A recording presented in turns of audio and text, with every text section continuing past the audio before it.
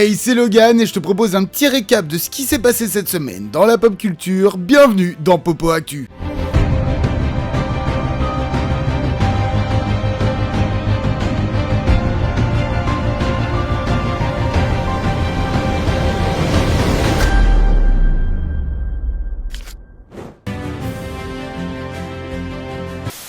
Vous ne l'avez pas raté, le film d'animation K-Pop Demon Hunters de Netflix a été un énorme succès. Et bien évidemment, Netflix a tout fait pour capituler sur le succès du film. Merchandising, ressortie d'une version karaoké au cinéma, et maintenant, le concert. Car la plateforme prévoirait une tournée d'Huntrix, le groupe fictif du film, interprété par les 3 comédiennes. Enfin, pas tout à fait. D'après les premières discussions, certaines dates seraient assurées par les comédiennes, et d'autres par des personnages virtuels. Et ouais, après avoir tenté de gâcher le cinéma, Netflix veut aussi gâcher les concerts. On pourrait donc s'attendre à des performances assurées par des hologrammes ou une scène remplie d'écrans. Alors, on a déjà vu ça en soi, que ce soit avec ABBA ou Michael Jackson. On se doute que le concert sera plus destiné aux enfants et que ceux-ci seront heureux de voir leurs personnages sur scène. Mais il y a clairement quelque chose d'assez bizarre derrière. Car si c'est pour que les musiques soient préenregistrées et que ce soit les personnages en hologramme sur scène, quel est l'intérêt de payer si cher pour les voir dans une salle de concert? Le fait que certaines dates soient faites par le groupe et d'autres non, au lieu d'avoir tout simplement un mélange des deux, bah oui, ça fait assez spécial. Bref, ça n'est encore qu'au stade de simples discussions, à voir ce que ça donnera si ça se fait.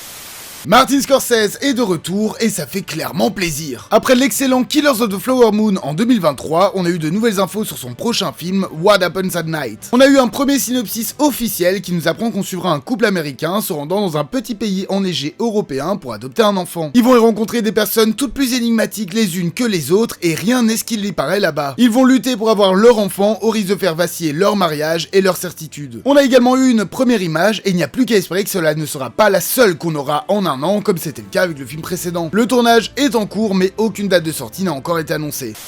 Supergirl, second film du DCU, est très attendu. Il sortira le 26 juin aux US et le 24 chez nous. Enfin, pas tout à fait. La date américaine est bien maintenue, mais la date française, quant à elle, a changé. Car le film sortira maintenant le 1er juillet, mais aucune idée de la raison. Et il va donc falloir faire bien attention, car on connaît le public américain, et clairement, dès le premier jour de la sortie d'un film, les spoilers arrivent en masse sur internet. Pour la Suisse, le film sortira toujours le 24 juin, et pour la Belgique, certains sites se contredisent. Certains annoncent le 1er juillet, d'autres le 24 juin, nous en saurons plus en se rapprochant de la date.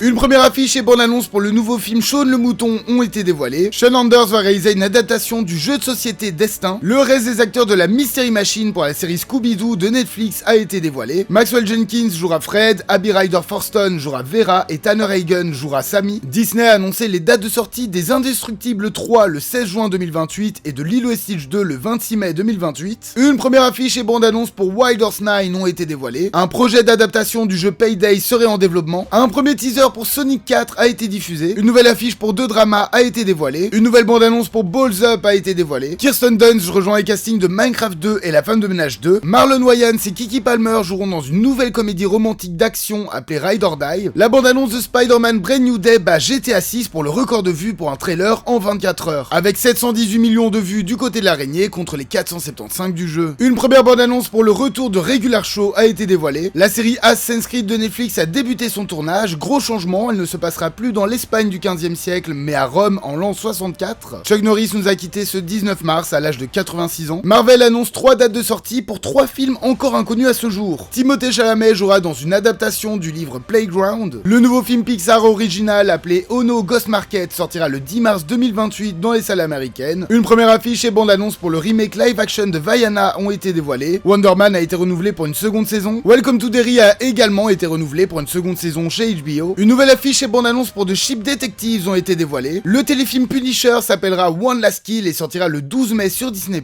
Une première image officielle, mais surtout une bande-annonce pour la série Harry Potter ont été dévoilées. Sa diffusion commencera ce Noël. Une nouvelle affiche pour la 3e saison d'Euphoria a été diffusée. Une première affiche et bande-annonce pour Forgotten Island, prochain film de DreamWorks, ont été dévoilées. Une nouvelle affiche pour Scary Movie 6 a été diffusée. Et pour finir, une première image de Val Kilmer dans le film As Deep as the Grave a été dévoilée. La famille de l'acteur, décédé en 2025, ont autorisé le réalisateur à utiliser l'IA pour le faire jouer dans son film.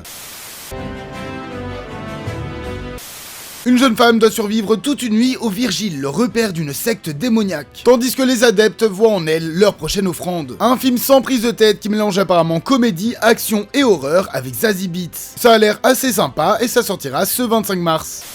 La mère de Beckett faisait partie d'une famille richissime, mais a été radiée de celle-ci après être tombée enceinte trop jeune et d'une personne trop pauvre pour eux. À la mort de celle-ci, Beckett compte bien récupérer leur fortune et est prêt à éliminer les 7 personnes qui se dressent entre lui et celle-ci. Ouais, le 25 mars est assez pauvre en belles propositions, donc on a un nouveau film d'action-comédie qui a l'air sympa sans plus. Peut-être qu'on se trompe et qu'on aura en réalité un très grand film, quoi qu'il en soit, rendez-vous mercredi en salle pour le découvrir. Et c'est les seules sorties qu'on a en commun entre nos 3 pays. Donc ce mercredi, les Français allaient voir Ceux qui comptent, les Belges allaient voir I Swear, et les Suisses allaient voir Elisa. Et voilà qui conclut ce 108e épisode de Pop Actu, merci d'avoir suivi jusqu'au bout. N'hésitez pas une fois de plus à liker, commenter, partager et vous abonner, ce sont les plus grands soutiens pour la chaîne. Moi je vous dis à la semaine prochaine, passez une bonne soirée.